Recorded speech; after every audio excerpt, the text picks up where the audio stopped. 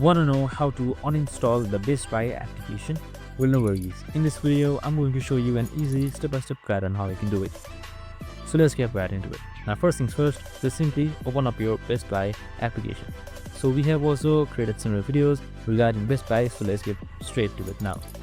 So here you should be seeing your Best Buy application, so app icon. So you can just simply hold on to it, and here you should be seeing this trash can icon right here. So you can just simply select that and then swipe uninstall.